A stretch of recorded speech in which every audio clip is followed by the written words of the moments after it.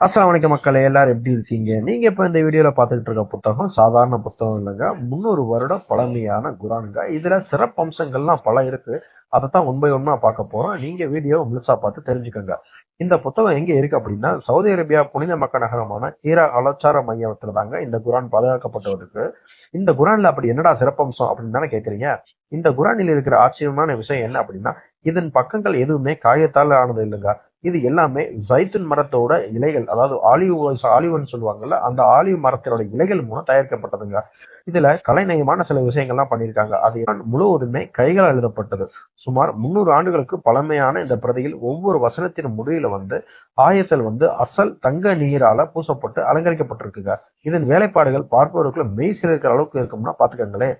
இது Saudi Arabia மக்கால இருக்கிற புனித ஹீரா குகை அமைந்திருக்கும் ஜபல் அல்நூர் மலைக்கு அருகில் உள்ள அருங்காட்சியகத்திலாக இது காட்சி வைக்கப்பட்டுள்ளது. இஸ்லாமிய வரலாற்றின் கலையை பறைசாற்றும் இந்த அபூர்வ பொக்கிஷத்தை பற்றி கண்டிப்பா நீங்களும் தெரிஞ்சு கொள்ளுங்க. இறைவனின் வேதம் எத்தனை அழகாக பாதுகாக்கப்படுகிறது என்பதற்கு இதுவே ஒரு சாட்சி. இந்த தகவல் உங்களுக்கு பிடிச்சிருக்குன்னு நினைக்கிறேன். உங்க நண்பருக்கும் பகிருங்க. இது போல சவுதி அரேபியா பத்தி வேற ஒரு வீடியோ சந்திப்போம்.